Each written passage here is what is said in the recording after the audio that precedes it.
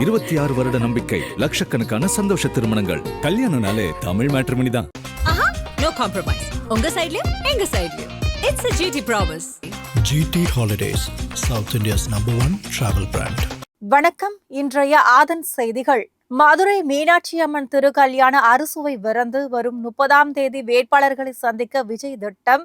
மலை மாவட்டங்களில் கனமழைக்கு வாய்ப்பு போன்ற தகவல்கள் அடங்கிய ஒரு சிறிய செய்தி தொகுப்பை இப்பொழுது பார்க்கலாம். தமிழகத்தில் அரசு பள்ளிகளில் மாணவர் சேர்க்கை தொடர்ந்து அதிகரித்து வருகிறது.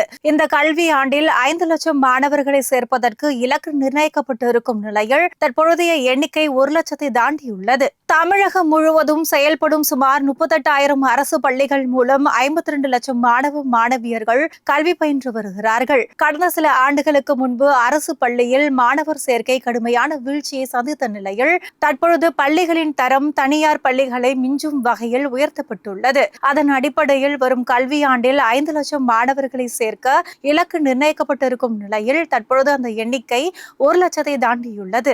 மழலையர் வகுப்புகளில் இதுவரை சுமார் 7,000 பேரும் 1ஆம் வகுப்பில் 98,000 பேரும் சேர்ந்திருக்கிறார்கள். 2 முதல் 8ஆம் வகுப்பு வரை சுமார் 8,000 பேரும் என மொத்தம் 1,12,711 மாணவ மாணவியர்கள் அரசு பள்ளிகளில் புதிதாக சேர்ந்திருக்கிறார்கள். தமிழகம் தொடர்ந்து 2 ஆண்டுகளாக இரட்டை இலக்க வளர்ச்சியை எட்டியிருப்பதாக ஸ்டாலின் பெருமிதம் தெரிவித்துள்ளார். தென்காசியாவிலேயே தமிழகம் முதன்மை மாநிலமாக உயர வேண்டும் என்பதே நமது விருப்பம் என்றும் கூறியுள்ளார். அவர் வெளியிட்டிருக்கும் சமூக வலைதள பதிவில் தமிழ்நாடு என்றாலே சாதனை, திராவிட மாடல் தனித்துவமான மாடல், சொன்னதை எண்களிலேயும் நிரூபித்துக் கொண்டிருக்கின்றோம் என குறிப்பிட்டுள்ளார். முதல் 3 ஆண்டுகளில் அடித்தளம் அமைத்து இப்பொழுது தொடர்ந்து 2 ஆண்டுகளாக இரட்டை இலக்க வளர்ச்சி என்ற சாதனையை நிகழ்த்தியிருக்கிறோம். சிறப்பான நமது நிர்வாகத்திற்கு உழைப்பால் துணை நின்ற தமிழ்நாட்டு மக்களுக்கு நன்றி என்றும் குறிப்பிட்டுள்ள முதல்வர், இது தொடக்கம்தான், உங்கள் துணையோடு இன்னும் பல உயரங்களை அடைவது உறுதி என்றும் தெரிவித்துள்ளார். நம்முடைய போட்டி என்பது மற்ற இந்திய மாநிலங்களுடன் அல்ல, தென்காசியாவிலேயே முதன்மை மாநிலமாக தமிழ்நாடு உயர வேண்டும் என்ற நமது விருப்பத்தையும் முதல்வர் ஸ்டாலின் வெளிப்படுத்தியுள்ளார். தேர்தல் பணிகளுக்கு பிறகு திருச்செந்தூர் சென்று வழிபாடு செய்திருக்கும் தவிக தலைவர் விஜய் அடுத்ததாக மற்றொரு புகழ்பெற்ற கோவிலுக்கு செல்ல திட்டமிட்டு இருப்பதாக செய்திகள் தெரிவிக்கின்றன. இடைவிடாத தேர்தல் பிரச்சார பயணத்திற்கு பிறகு சற்று ஓய்வில் இருந்து வந்த விஜய் யாருமே எதிர்பாராத வகையில் திடீரென திருச்செந்தூர் சென்று அங்கு தரிசனம் செய்தார். கட்சி நிர்வாகிகள் சிலருடன் கோவிலுக்கு சென்ற அவர் அங்குள்ள அனைத்து சன்னதிகளிலையும் வழிபாடு செய்தார். மேலும் தேர்தல் முடிவுகள் தங்களுக்கு சாதகமாக அமைய வேண்டி விஜய் கட்சி சார்பில் அங்கு சிறப்பு யாகமும் நடத்தப்பட்டது. அடுத்ததாக விஜய் மகாராஷ்டிரா மாநிலத்தில் உள்ள புகழ்பெற்ற சீரடி சாய்பாபா கோவிலுக்கு செல்லவிருப்பதாக தகவல் வெளியாகியுள்ளது. ஏற்கனவே அவர் கட்சியின் முதல் மாநாட்டு பணிகளுக்கு மத்தியில் அந்த கோவிலுக்கு சென்று தரிசனம் செய்திருக்கிறார். அது தொடர்பான புகைப்படமும் சமூக வலைதளங்களில் வைரலானது.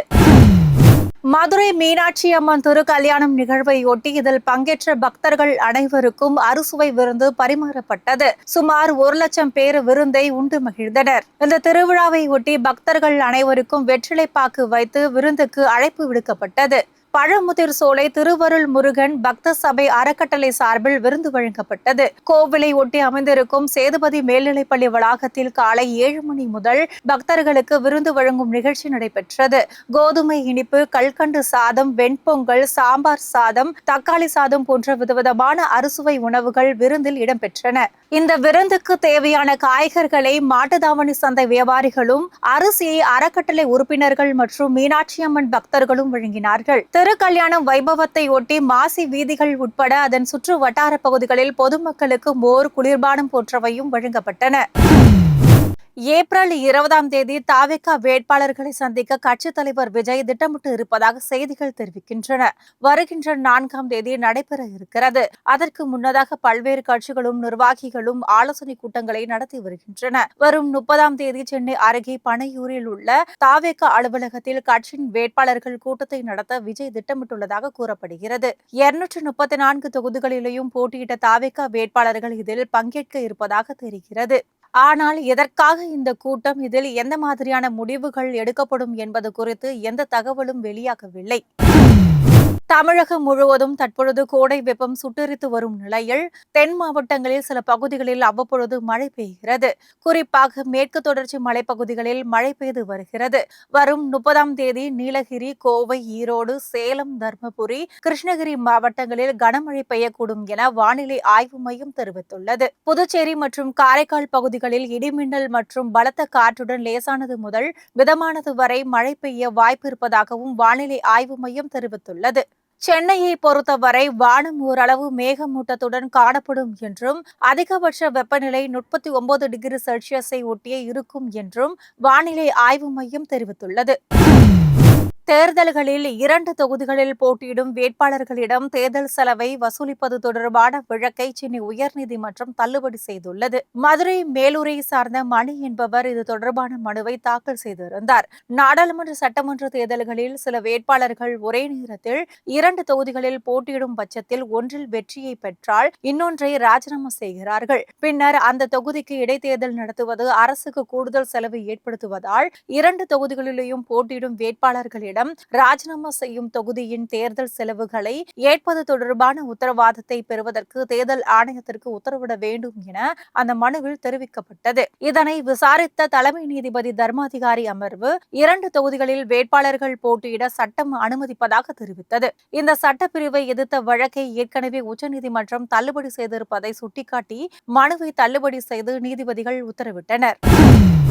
சுதந்திர நாடுகள் மீது தனது கொள்கையை திணிக்கும் வேலையை இனி அமெரிக்காவால் செய்ய முடியாது என ஈரான் தெரிவித்துள்ளது. மேற்காசிய போரை முடிவுக்கு கொண்டுவர அமெரிக்காவுக்கு ஈரான் 3 முக்கிய நிபந்தனைகளை விதித்து இருக்கும் நிலையில் செய்தியாளர்களுக்கு பேட்டியளித்த அந்நாட்டின் பாதுகாப்பு அமைச்சக செய்தி தொடர்பாளர் ரெசா தலாய்னிக் பிற நாடுகள் என்ன செய்ய வேண்டும் என்பதை அமெரிக்காவில் இனி கட்டாயப்படுத்த முடியாது என கூறினார். சட்டவிரோத பகுத்தறிவற்ற கோரிக்கைகளை கைவிட வேண்டும் என்ற ஈரானின் கோரிக்கைகளை அமெரிக்கா ஏற்கும் என்றும் அவர் தெரிவித்தார். இதற்கு இடையே ஈரான், அமெரிக்கா இடையிலான போர் நிறுத்தம் அமலில் இருந்தாலும் அது நிச்சயமற்றதாக உள்ளதால் சர்வதேச சந்தையில் கச்சா எண்ணெய் விலை அதிகரித்துள்ளது. மேலும் அதிமுக்கியத்துவம் வாய்ந்த ஹார்முஸ் ஜலசந்தையில் ஒரு நெருக்கடியான சூழல் நீடிப்பதாகவும் பிரபல ப்ளூம்பெர்க் பத்திரிகை செய்தி வெளியிட்டுள்ளது. தென் மாவட்டங்களிலிருந்து சென்னைக்கு செல்வதற்கான விமான கட்டணம் பல மடங்கு அதிகரித்தது. தமிழக சட்டப்பேரவை தேர்தலின் பொழுது கடந்த வாரம் சென்னை மற்றும் புறநகர பகுதிகளைச் சேர்ந்த வெளியூர் வாசிகள் சொந்த ஊருக்கு புறப்பட்டு சென்றார்கள். கடந்த ஞாயிறன்று அவர்கள் சென்னை திரும்ப முயன்ற பொழுது பேருந்து மற்றும் ரயில்களில் டிக்கெட் கிடைக்காதவர்கள் விமானங்களில் சென்னைக்கு வர திட்டமிட்டனர். இதனால் தூத்துக்குடி, மதுரை, திருச்சி, கோவை விமான நிலையங்களில் வழக்கத்தை விட கூட்டம் அலைமோதியது. இதனால் விமான கட்டணமும் பல மடங்கு அதிகரித்தது. தூத்துக்குடியிலிருந்து சென்னைக்கு வழக்கமாக 5354 ரூபாய் கட்டணமாக இருந்த நிலையில் அன்றைய தினம் சுமார் 17,000 ரூபாய் வரை கட்டணம் நிர்ணயம் செய்யப்பட்டது. இதேபோல் மதுரையிலிருந்து சென்னைக்கு 32,000 ரூபாய் வரையும், திருச்சியிலிருந்து சென்னைக்கு 14,000 ரூபாய் வரையும் கட்டணம் கிடுகிடுவென உயர்ந்தது. விமான நிலையம் சென்ற பயணிகள் இதனால் அதிர்ச்சியடைந்தனர்.